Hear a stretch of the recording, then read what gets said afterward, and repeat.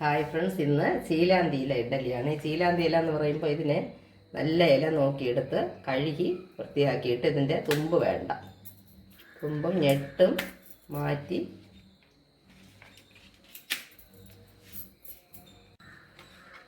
ഇങ്ങനെ ഈ തുമ്പ് ഇങ്ങനെ എല്ലാം നമുക്ക് ആവശ്യത്തിനുള്ള ഇലകൾ എടുത്ത് വെച്ചിട്ട് അടിത്തട്ട് വയ്ക്കുക. ആദ്യം വെച്ച് ഈ ഇലകളെ വെച്ച് ചെറുതായിട്ടൊന്ന് സ്റ്റീം ചെയ്തെടുക്കുക. കാരണം അപ്പോഴേ ആ കുഴിയിൽ അത് കറക്റ്റായിട്ട് വച്ചാൽ ശരിയാകത്തുള്ളൂ. അതിന് വേണ്ടിയാണ് ഒന്ന് സ്റ്റീം ചെയ്ത് ആദ്യം ഇല എടുക്കുക.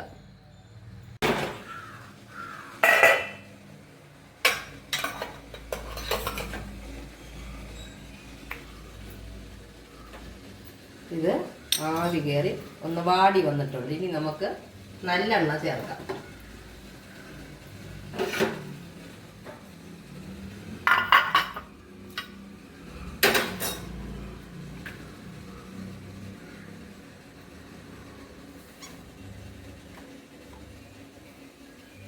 ഇത് ഓരോ ഇലയിലും നല്ലെണ്ണ പുരട്ടിയിട്ട് മാവ് കോരി വയ്ക്കണം. എല്ലാ ഇലയിലും ആദ്യം നല്ലെണ്ണ പുരട്ടാം.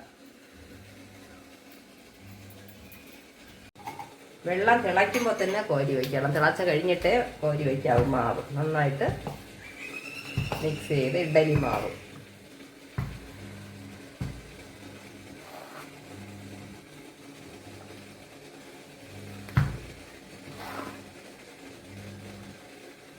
ഇതങ്ങനെ ഭയങ്കര ഷേപ്പായിട്ടിരിക്കത്തില്ല,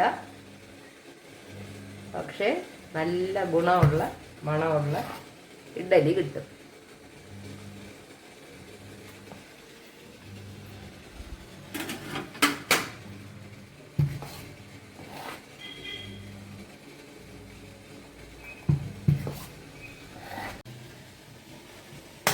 പത്ത് മിനിറ്റ് കഴിഞ്ഞപ്പോൾ നല്ല ഇഡലി റെഡിയായി.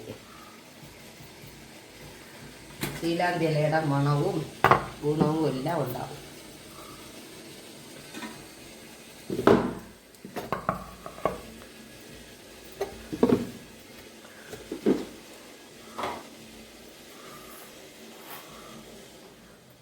ഇതുപോലെ നമ്മൾ ഈ ചീലാന്തി ഇല ഉണ്ടാക്കും പോലെ വാഴ ഇലയിലുണ്ടാക്കാം, പിന്നെ ഒരു ഉണ്ണി ഇലയിലുണ്ടാക്കും.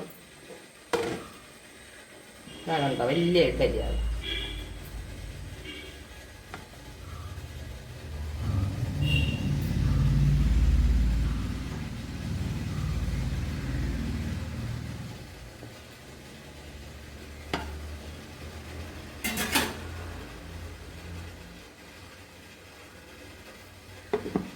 Okay friends, by.